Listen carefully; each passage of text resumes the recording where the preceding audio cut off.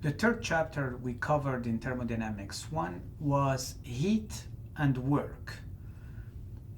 This was a very important chapter and an important introduction to the first law of thermodynamics and the second law of thermodynamics. The game actually in the chapter was to discuss a prevalent, although wrong, theory or conception regarding heat and the notion of heat. So we divided this into two. We discussed first work. So we all know work physically, which is force cross a displacement. But then we restricted this to systems where you have, let's say, compression or expansion, typically kind of piston cylinder assembly. And we managed to write that the work is equal to the integral from 1 to 2, from state 1 to 2, of P dV. So work is equal to the integral of pressure cross the variation in volume. You don't change volume, rigid tank, this term is 0, no work done, okay? So, and conceptually, if you sketch a PV diagram, and you are going from state 1, let's say here, to state 2, here, and you are following, let's say, this path, work is telling you that is the integral of PdV, meaning this is the area underneath this. This is your work here. 1, 2.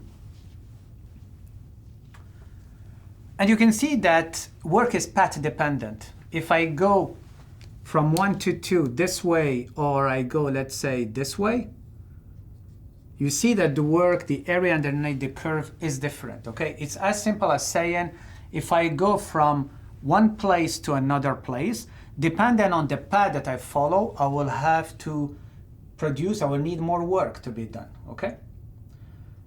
So, then the second thing we introduced was the notion of heat. Actually, we didn't say much about heat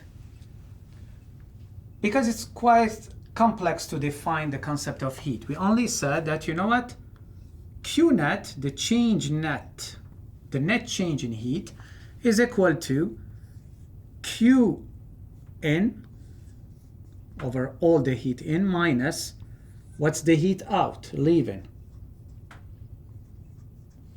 That's it, okay? Here I remind you a couple of things, that the work, capital W, which is, let's say, in unit joules or kilojoules, it's equal to M cross W, or I should have written W is equal to work over M. So this guy, small w, is, let's say, in kilojoules per kilograms. The same thing for heat. Small q is Q, the heat, over M.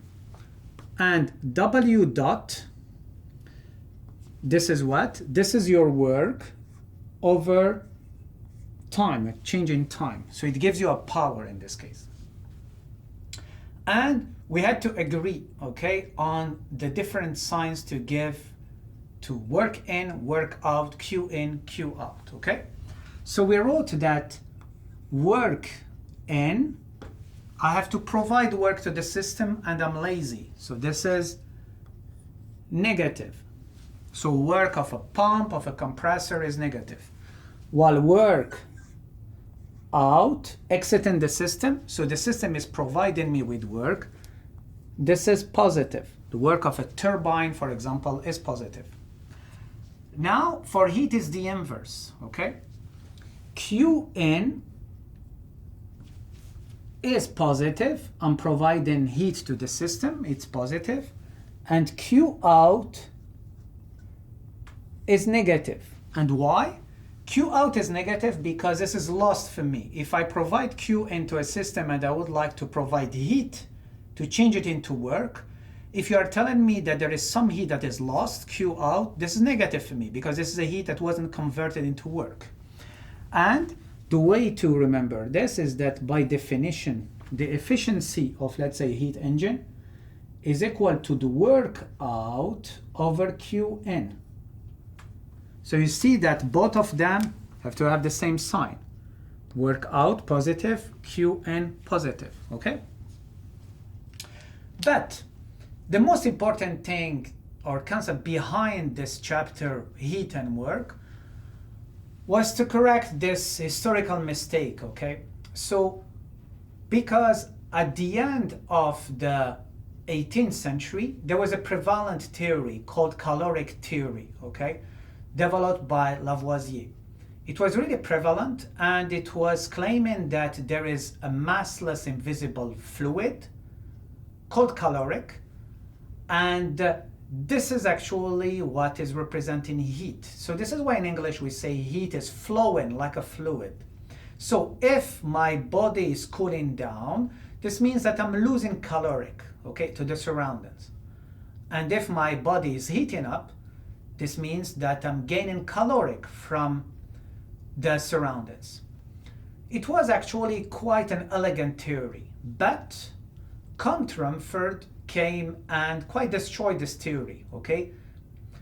But since Lavoisier was really famous, so it's remained as a prevalent theory until the work of Mayer mainly and Prescott Joule with his famous experiment. Both of them showed that at the end, heat and work are the same things, okay? They are two members of a same family, and this family is called energy.